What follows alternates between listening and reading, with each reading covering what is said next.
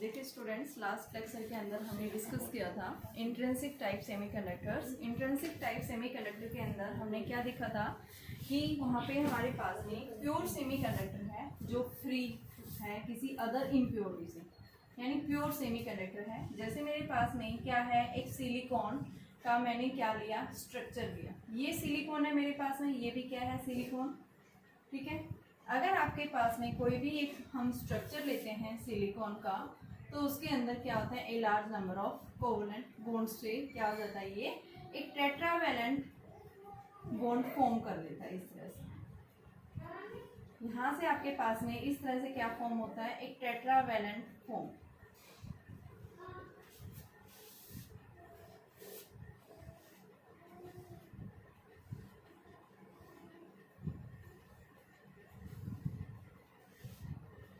ये हमारे पास में क्या बनाए थे, क्रिस्टल स्ट्रक्चर। किसका क्रिस्टल स्ट्रक्चर बना है, सिलिकॉन का।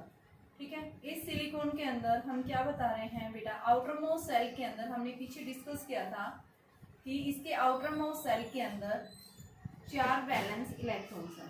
तो जब भी ये क्रिस्टल स्ट्रक्चर फॉर्म करता है तो अपने नेबरिंग एटम के साथ में कंबाइन होके क्या फॉर्म करेगा, एक कोवलेंट बॉन्ड फॉर्म करेगा। इस तरह से हमारे पास में ये क्रिस्टल स्ट्रक्चर फॉर्म हो रहा है।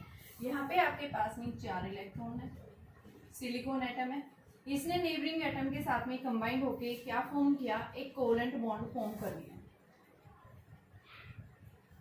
देख रहे हैं यहाँ से आप, यानी हमने क्या ऑब्जर्व किया कि सिलिकॉन एटम है, इस सिलिकॉन एटम के आउटर मोस्ट सेल के अंदर 4 वैलेंस इलेक्ट्रॉन्स हैं। देखिए अभी हम इसकी इलेक्ट्रॉनिक कॉन्फ़िगरेशन देखते हैं। तो यहाँ से मेरे पास सिलिकॉन की जो इलेक्ट्रॉनिक कॉन्फ़िगरेशन आती है 1s2 2s2 2p6 3s2 3p2। तो यानी यहाँ पे इनर मोस्ट सेल कंप्लीटली है, बट आउटर मोस्ट सेल के अंदर ही क्या है, यहाँ पे 4 वैलेंस इलेक्ट्रॉन्स की कमी है। ठीक है, तो ये क्या करेगा, अपने जो नेबरिंग एटम है उसके साथ अपना शेयर करेगा। अभी तो ये जब आइसोलेटेड सिस्टम है उस केस में, अगर हम एक क्रिस्टल स्ट्रक्चर फॉर्म करते हैं, मान लो ये मेरे पास में क्या है, एक क्रिस्टल स्ट्रक्चर बन रहा है, a large number of silicon के एटम्स आए और इन्होंने कंबाइन होकर के इस सिलिकॉन ने क्या किया, अपने नेबरिंग एटम के साथ कोवलेंट बॉन्ड बना दिया। इधर से बना दिया, इधर से बना लिया, इधर से बना लिया। ठीक है, यानी हम क्या बता रहे हैं, इस सिलिकॉन टाइप सेमी, यानी कि जो आपके पास इंट्रिंसिक की बात कर रही हूँ मैं, पहले एक्सट्रिंसिक की बात नहीं कर रही मैं, पहले इंट्रिंसिक की बात कर रही हूँ कि बेटा जब तक हमने इसके अंदर बाहर से कोई इम्प्योरिटी ऐड नहीं की है, हमारे पास में ये कैसा सेमीकंडक्टर है, एक प्योर इंट्रिंसिक टाइप सेमीकंडक्टर है। अगर हम क्या करते हैं इसके अंदर, इसकी इम्प्योरिटी को इंक्रीज करने के लिए, देखो अगर हम क्या कर देते हैं, टेम्परेचर को बढ़ाते हैं, तो इलेक्ट्रॉन्स जो है वैलेंस बैंड से कंडक्शन बैंड की तरफ मूव नहीं कर पाते, क्योंकि इनके पास इतनी इनफ एनर्जी नहीं होती कि ये इस गैप को क्रॉस कर सके। गैप मैंने बताया था कि सिलिकॉन के लिए ये गैप 1.1 इलेक्ट्रोवोल्ट का, और जर्मेनियम के लिए कितना होता है, 0.72 इलेक्ट्रोवोल्ट। तो इतनी एनर्जी नहीं होती कि इलेक्ट्रॉन्स वैलेंस बैंड से कंडक्शन बैंड की तरफ मूव करें। यहाँ वैलेंस बैंड क्या होता है, कंप्लीटली फिल्ड होता है इलेक्ट्रॉन से। ठीक है, और कंडक्शन बैंड क्या होता है, कंप्लीटली एम्प्टी।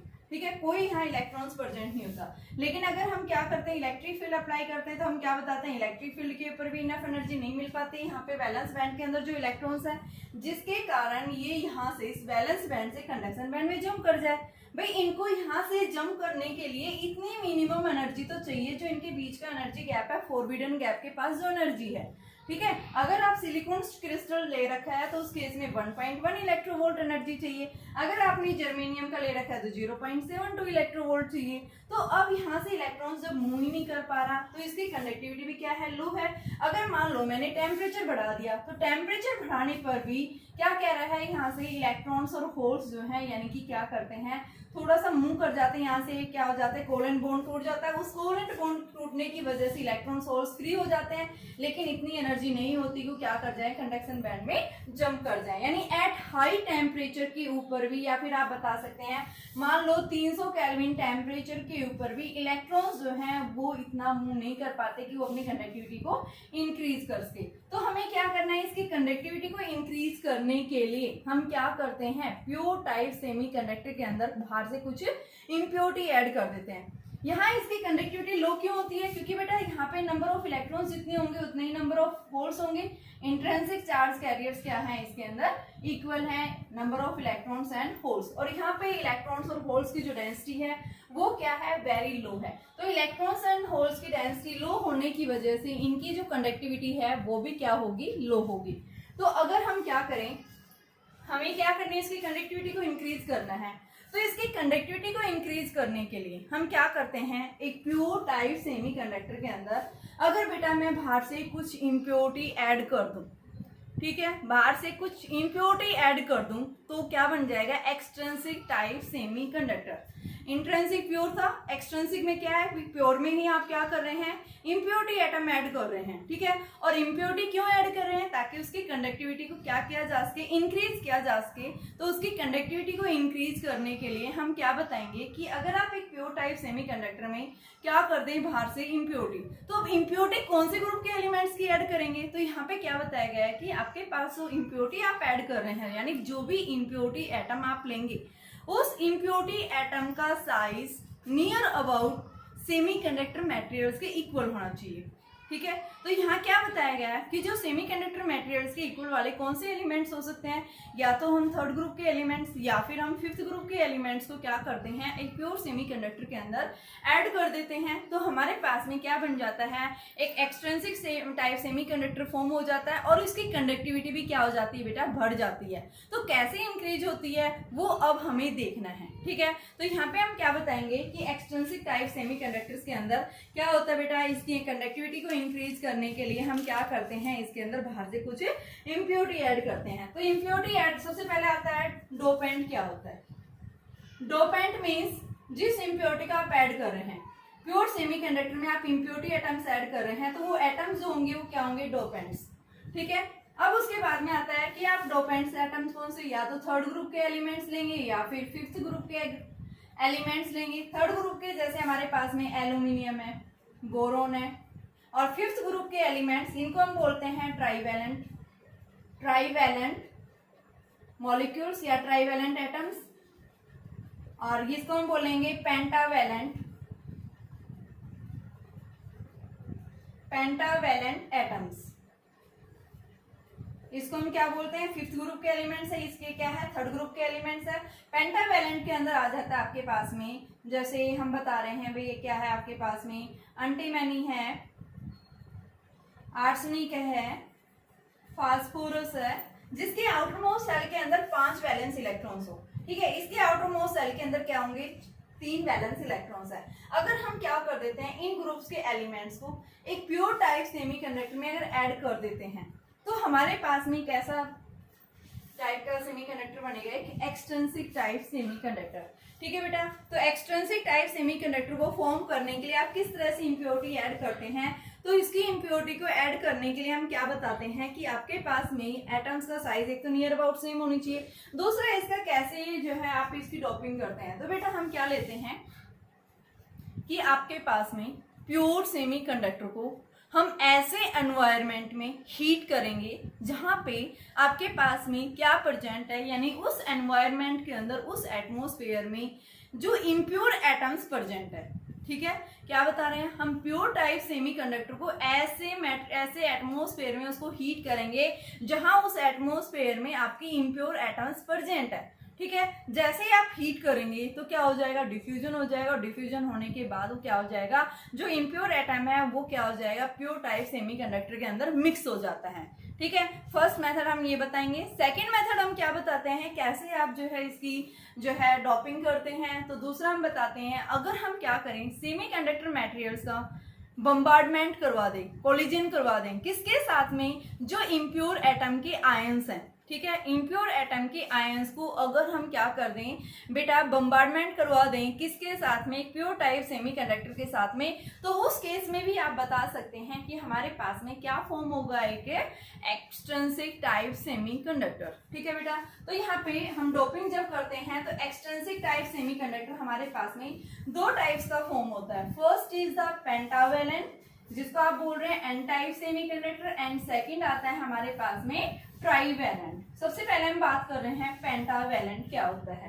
पेंटावेलेंट का मतलब क्या है, यानी N type semiconductor, N type semiconductor.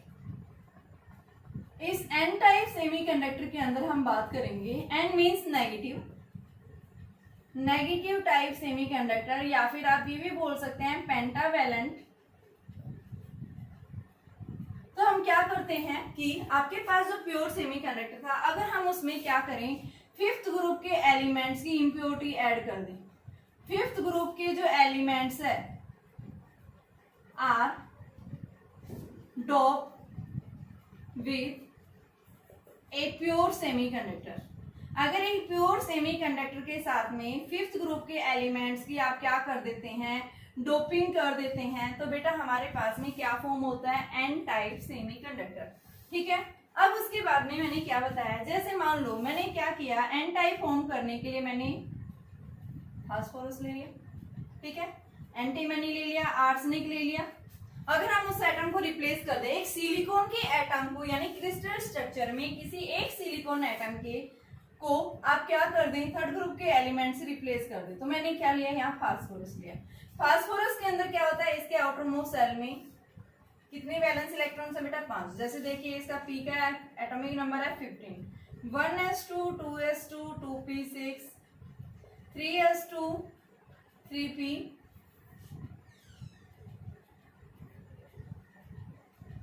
यानी ये आ गया। ठीक है, ये हमारे पास में क्या है, फास्फोरस, यानी इसके आउटर मोस्ट सेल के अंदर बेटा कितने वैलेंस है, यानी 3 है यहाँ पे आपके पास में। ठीक है, हम किसकी बात कर रहे हैं, एन टाइप की बात कर रहे हैं, तो यहाँ पे हम क्या बता रहे हैं कि इसके आउटर मोस्ट सेल के अंदर आपको क्या मिलेंगे, 5 वैलेंस इलेक्ट्रॉन्स मिलेंगे। यहाँ पे आप ये रखो कि इसके अंदर क्या मिलता है, 5 वैलेंस इलेक्ट्रॉन्स। चार्ज ने तो क्या बना दिया, कोवेलेंट बॉन्ड बना दिया, 5 इलेक्ट्रॉन यहाँ पे क्या है, फ्री है।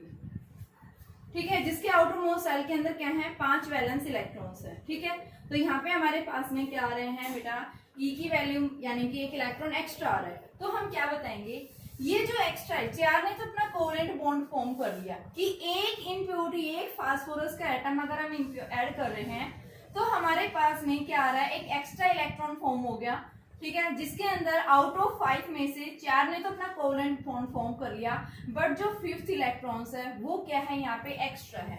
ठीक है, तो ये एक्स्ट्रा इलेक्ट्रॉन क्या करेगा बेटा, इस स्ट्रक्चर को डोनेट करेगा। क्या करेगा, स्ट्रक्चर को, यानी एक्सेस ऑफ इलेक्ट्रॉन, एक एक्स्ट्रा इलेक्ट्रॉन हो गया, ये इलेक्ट्रॉन क्या होगा, इस स्ट्रक्चर को डोनेट करेगा। तो क्या होगा यहाँ पे कि आपके पास में इस इलेक्ट्रॉन्स के पास में, यानी कि excess of electrons, extra electron होने की वजह, ऐसे अगर मैं क्या करूँ, मान लो एक फास्फोरस ऐड किया तो यहाँ इलेक्ट्रॉन, ऐसे मैं क्या करूँ, इम्प्योरिटी बढ़ाऊं, बिना टेम्परेचर को इंक्रीज किए हुए यहाँ पे इलेक्ट्रॉन्स की संख्या बढ़ गई। भाई इलेक्ट्रॉन्स की संख्या बढ़ेगी तो क्या होगी, कंडक्टिविटी अपने आप ऑटोमेटिकली बढ़ जाएगी। ठीक है, अगर हम मान ले ऐसे ही एक लार्ज नंबर ऑफ इम्प्योरिटीज में ऐड कर दें, large number of impurity atoms अगर हम ऐड कर दें किसके अंदर, इस क्रिस्टल स्ट्रक्चर में, तो क्या होगा, उससे लार्ज नंबर ऑफ इलेक्ट्रॉन्स आ जाएंगे, और लार्ज नंबर ऑफ इलेक्ट्रॉन्स आएंगे तो क्या होगा, करंट, यानी क्या होगा, ये इलेक्ट्रॉन्स वैलेंस बैंड से निकल के कहाँ चले जाएंगे, कंडक्शन बैंड में, बिना किसी टेम्परेचर को इंक्रीज किए हुए। एट रूम टेम्परेचर के ऊपर भी आप बता सकते हैं कि इलेक्ट्रॉन्स जो हैं क्या हो जाएंगे, वैलेंस बैंड से निकल के कहाँ चले जाते हैं, कंडक्शन बैंड में मूव कर जाते हैं। ये क्या है, एनर्जी गैप है, यहाँ पे इलेक्ट्रॉन्स फील्ड कंप्लीटली फील होता है। अब ये इलेक्ट्रॉन्स इससे निकल के नहीं जा रहे, कहां से जा रहे हैं, क्योंकि अब इसमें एक्सेस ऑफ इलेक्ट्रॉन्स हो गए। इन इलेक्ट्रॉन्स के पास इतनी एनर्जी होती है कि क्या कर जाते हैं, एट रूम टेम्परेचर के ऊपर भी जो बैलेंस बैंड के अंदर इलेक्ट्रॉन्स थे ये नहीं फ्री हो रही है, तो क्या है, बाउंड है ये कोवेलेंट बॉन्ड से। लेकिन जो एक्स्ट्रा इलेक्ट्रॉन्स है, इन इलेक्ट्रॉन्स की वजह से क्या हो जाता है बेटा, कंडक्टिविटी बढ़ जाती है। यहाँ से इलेक्ट्रॉन्स निकल के बैलेंस बैंड से कहाँ चले जाते हैं, इस कंडक्शन बैंड के अंदर चले जाते हैं ये। ठीक है, इनको यहाँ से, यानी कि हम क्या बताते हैं, इनके पास इतनी एनर्जी होती है कि ये क्या कर जाते हैं, क्योंकि ये फ्री होते हैं, और ये इलेक्ट्रॉन कहाँ चले जाएंगे, कंडक्शन बैंड के अंदर जंप कर जाएंगे। ठीक है, तो यहाँ पे हम क्या बता रहे हैं कि अगर मैं एक फास्फोरस ले रही हूँ तो मेरे पास इलेक्ट्रॉन, ऐसे ही मैं लार्ज नंबर ऑफ एटम्स लूँ तो क्या हो जाएगा, लार्ज नंबर ऑफ इलेक्ट्रॉन्स आ जाएंगे यहाँ पे। तो यहाँ पे सबसे पहले एक्सेस ऑफ चार्ज कैरियर्स कौन है, इलेक्ट्रॉन्स है, फर्स्ट पॉइंट आप याद करेंगे। ठीक है, अब मैंने क्या किया, थोड़ा सा टेम्परेचर राइज कर दिया। मान लो आपके पास टेम्परेचर है at room temperature, room temperature हमारे पास हम मानते हैं 27 डिग्री सेल्सियस, जो अप्रोक्सीमेट 300 केल्विन की आप बात करते हैं। अब इस 300 केल्विन के ऊपर क्या होगा बेटा, जैसे ही आप टेम्परेचर, रूम टेम्परेचर ले रहे हैं, तो यहाँ से कोवेलेंट सिलिकॉन एटम से कोवेलेंट बॉन्ड टूट जाएगा। कोवेलेंट बॉन्ड टूटेगा तो वहां से क्या होगा, इलेक्ट्रॉन सोर्स का कॉम्बिनेशन टूटेगा। भाई एक इलेक्ट्रॉन फ्री हो गया, पीछे क्या छोड़ेगा, वो अपना होल छोड़ेगा और वहां से इलेक्ट्रॉन्स बाहर निकल जाएगा। ठीक है, तो यहाँ पे क्या कह रहा है कि मान लो इलेक्ट्रॉन और होल्स दोनों आ गए, यहाँ पे होल भी आ गए, इलेक्ट्रॉन भी। पहले इलेक्ट्रॉन्स जाते थे, अब ये जैसे ही रूम टेम्परेचर के इसको इतनी एनर्जी यानी थर्मल के कारण, थर्मल एक्साइटेशन यानी थर्मल एनर्जी के कारण, टेम्परेचर बढ़ने के कारण ये इलेक्ट्रॉन्स क्या हो गए, फ्री हो गए, कोवेलेंट बॉन्ड इनका टूट गया। और कोवेलेंट बॉन्ड टूटने की वजह से यहाँ से इलेक्ट्रॉन फिर से क्या हो गया, फ्री हो गया। जैसे ही ये इलेक्ट्रॉन यहाँ से फ्री हुआ है, पीछे क्या छोड़ेगा, एक एम्प्टी स्पेस छोड़ेगा, और उस एम्प्टी स्पेस को हम क्या बोलते हैं, क्या है वो, होल है। तो यानी जैसे ही कोवेलेंट बॉन्ड टूटा तो यहाँ पे इलेक्ट्रॉन्स और होल्स का कॉम्बिनेशन यानी कि क्या हो गया, यहाँ से फ्री हो गया। तो यानी हम क्या बताते हैं भाई, 90% जो इलेक्ट्रॉन्स आ रहे थे वो तो कहां से आ रहे थे, डोपिंग एटम ऐड करने से आ रहे थे। ठीक है, चार्ज कैरियर्स प्रोड्यूस हो गए थे। और 10% कहां से आ गए, due to the thermal energy के कारण, कि टेम्परेचर बढ़ा है, टेम्परेचर बढ़ने के कारण कोवेलेंट बॉन्ड टूटा, और उस कोवेलेंट बॉन्ड के टूटने से क्या हुआ, यहाँ से इलेक्ट्रॉन्स और होल्स फ्री हो गए। तो ये क्या हो गए, यानी कि इस वजह से यहाँ पे इन इलेक्ट्रॉन्स और होल्स की वजह से क्या हो जाता है, यहाँ पे इसके अंदर करंट प्रोड्यूस होने लग जाता है। यानी इलेक्ट्रॉन्स जो है बैलेंस बैंड से कंडक्शन बैंड की तरफ मूवमेंट कर जाते हैं। कि आपके पास ये एक्सेस ऑफ जो चार्ज कैरियर्स हैं, ये कैसे हैं बेटा, फ्री हैं। ये किसी चार्ज यानी किसी बॉन्ड से बाउंड नहीं है। लेकिन बैलेंस बैंड के अंदर जो बैलेंस इलेक्ट्रॉन्स हैं, ये कैसे थे, बाउंड थे, इनके पास इतनी एनर्जी नहीं थी कि ये क्या कर जाए, बैलेंस बैंड से कंडक्शन बैंड में मूव कर जाए। ठीक है, तो यहाँ पे हम क्या बता रहे हैं, हमने क्या किया इसके अंदर कि फिफ्थ ग्रुप के एलिमेंट्स को जैसे ही हमने एडिशन किया है, तो वहां पे क्या हो गई, इसकी कंडक्टिविटी बढ़ गई है। ठीक है, तो इसके कारण आपके पास में यानी कि जो ये क्या कर रहा है, इलेक्ट्रॉन्स एक्स्ट्रा आ रहा है, ये क्या करेगा, इस स्ट्रक्चर को डोनेट कर रहा है, इलेक्ट्रॉन एक्स्ट्रा इलेक्ट्रॉन को। तो इस वजह से इसको क्या बोला जाता है, donor type semiconductor. Donor type semiconductor, क्योंकि ये क्या करता है, क्रिस्टल स्ट्रक्चर को एक्स्ट्रा इलेक्ट्रॉन्स क्या कर रहा है बेटा, ये डोनेट कर रहा है। इस वजह से इसको हम क्या बोलते हैं, क्या है ये, आपके पास में डोनर टाइप सेमीकंडक्टर भी हम इसको बोल सकते हैं। ठीक है, अब देखिए यहां से कि यहां से ये जो इलेक्ट्रॉन फ्री था, ये किस वजह से ऊपर जा रहा है कंडक्शन बैंड में। तो यहाँ पे क्या बताया गया कि बेटा जो यहाँ से जो एक्स्ट्रा इलेक्ट्रॉन्स जो आ रहे हैं, ये इलेक्ट्रॉन्स फ्री हैं, यहां से इनको मूवमेंट करने के लिए इनको जो आयनाइजेशन एनर्जी चाहिए वो कितनी चाहिए। अगर आपके पास सिलिकॉन है तो इस सिलिकॉन के लिए 0.01, अगर आपके पास जर्मेनियम है तो जर्मेनियम के लिए 0.05 इलेक्ट्रोवोल्ट। ये क्या है, इनकी आयनाइजेशन एनर्जी बताएंगी। ठीक है, इतनी एनर्जी मिलते ही क्या करेंगे, ये तुरंत से यहाँ पे क्या कर जाते हैं, एक्साइट कर जाते हैं, और इतनी एनर्जी इनको एट रूम टेम्परेचर के ऊपर इनको मिल जाती है, और ये क्या कर जाते हैं, वैलेंस बैंड से कंडक्शन बैंड की तरफ मूव कर जाते हैं, जिसकी वजह से इनका अपना खुद का एक एनर्जी का लेवल फॉर्म होता है। तो इनका जो एनर्जी बैंड लेवल फॉर्म होता है वो कैसा फॉर्म होता है, एन टाइप सेमीकंडक्टर के अंदर। वो हम कहाँ बता रहे हैं, ये आपका वैलेंस बैंड है। वैलेंस बैंड के अंदर इलेक्ट्रॉन्स जो वैलेंस इलेक्ट्रॉन्स है वो प्रेजेंट है। ठीक है, यहाँ पे आपके पास में ये कंडक्शन बैंड में ये इलेक्ट्रॉन्स यहाँ आ गए हैं। ठीक है, इससे जस्ट नीचे क्या मिलता है आपको, डोनर लेवल मिलता है। क्या मिलता है बेटा, donor level, Fermi energy level से जस्ट ऊपर लाई करेगा, और यहाँ कंडक्शन बैंड से जस्ट नीचे। तो ये हम क्या बोलते हैं, क्या है, ये इनकी आयनाइजेशन गैप एनर्जी, और इस आयनाइजेशन एनर्जी यानी इनके बीच में ये जो आपके पास में एनर्जी गैप था, और साथ में आपके पास डोनर एनर्जी जो डोनर लेवल था, इनके बीच में जो एनर्जी का डिफरेंस आता है वो हम कितना बताते हैं, 0.01 किसके लिए, सिलिकॉन के लिए, और 0.05 किसके लिए, जर्मेनियम के लिए। ठीक है, तो इस वजह से इनकी क्या हो जाती है, कंडक्टिविटी बढ़ जाती है, क्योंकि यहाँ पे क्या आ जाते हैं बेटा, excess of charge carriers, electrons की संख्या क्या हो जाती है, यहाँ पे बढ़ जाती है। ठीक है, इलेक्ट्रॉन्स की संख्या बढ़ने की वजह से क्या कर जाते हैं, इलेक्ट्रॉन्स तेजी से क्या करना शुरू कर देते हैं, मूवमेंट करना शुरू कर देते हैं, और वो बैलेंस बैंड से कहाँ जाएंगे, कंडक्शन बैंड की तरफ मूव करेंगे। ठीक है, इसलिए इसको हम क्या बोलते हैं, क्या है ये आपके पास N type semiconductor. N types मतलब यहाँ पे एक्सेस ऑफ चार्ज कैरियर्स कौन है, इलेक्ट्रॉन्स। इलेक्ट्रॉन्स के ऊपर चार्ज कैसा होता है, नेगेटिव होता है, और नेगेटिव चार्ज होने की वजह से इनको क्या बोल रहे हैं, एन टाइप सेमीकंडक्टर। ठीक है, दूसरा हम इसको क्या बोलते हैं, डोनर टाइप सेमीकंडक्टर भी बोल सकते हैं। डोनर टाइप क्यों बोल रहे हैं, क्योंकि इसके अंदर क्या है, एक्सेस ऑफ चार्ज कैरियर्स कौन है, इलेक्ट्रॉन्स हैं, और इलेक्ट्रॉन्स क्या कर रहे हैं, इस स्ट्रक्चर को डोनेट कर रहा है। इस वजह से भी, क्योंकि यहाँ कंडक्टिविटी बढ़ रही है बेटा, किस वजह से बढ़ रही है, एक्स्ट्रा इलेक्ट्रॉन्स की वजह से, क्योंकि एक एटम जब हम डोप कर रहे हैं तो 10 की पावर 20 यानी कि आप लगभग बता सकते हैं 26 या इसके आसपास जो है इसकी कंडक्टिविटी क्या हो जाती है पर मीटर क्यूब इंक्रीज हो जाती है एक डोपेंट एटम अगर हम ऐड कर रहे हैं। ठीक है, अगर हम लार्ज नंबर ऑफ एटम्स अगर क्या कर दें इसके अंदर ऐड कर देते हैं तो कंडक्टिविटी वेरी हाई हो जाती है बिना टेम्परेचर को इंक्रीज किए हुए। अगर हम टेम्परेचर को बढ़ाते हैं तो वहां से कोवेलेंट बॉन्ड और टूट जाएंगे और जिसके कारण एक्स्ट्रा इलेक्ट्रॉन्स और होल्स का कॉम्बिनेशन आ जाता है। तो यहाँ पे हम क्या बताते हैं कि इलेक्ट्रॉन्स की संख्या ज्यादा होती है और होल्स कम मिलते हैं। तो इसमें चार्ज कैरियर्स हम क्या बताएंगे, electrons are the charge carriers in case of the intrinsic N type semiconductor के अंदर। ठीक है, तो आप क्या बताएंगे, मेजॉरिटी चार्ज कैरियर्स कौन है बेटा, यहाँ पे majority charge carriers are the electrons and minority charge carriers कौन है यहाँ पे, होल्स। ठीक है, मेजॉरिटी चार्ज कैरियर्स कौन है, electrons and the minority charge carriers कौन है, यहाँ पे होल्स हैं। ठीक है, तो अगर हम क्या करते हैं, इलेक्ट्रिक फील्ड अप्लाई करते हैं तो इलेक्ट्रिक फील्ड अप्लाई करते ही यहाँ से कोवेलेंट बॉन्ड टूट जाता है, उसकी वजह से भी यहाँ इलेक्ट्रॉन्स होल्स का कॉम्बिनेशन क्या हो जाता है बेटा, फ्री हो जाता है। ठीक है, तो सबसे पहले हम क्या बताएंगे कि आपके पास में एन टाइप सेमीकंडक्टर के अंदर क्या होता है बेटा, किस वजह से एन टाइप सेमी, इसको क्या बोला गया है, डोनर टाइप सेमीकंडक्टर। ठीक है, अब सेकंड आता है हमारे पास में पी टाइप सेमीकंडक्टर। तो सिमिलर मैं पी टाइप सेमीकंडक्टर की बात करूंगी। ठीक है,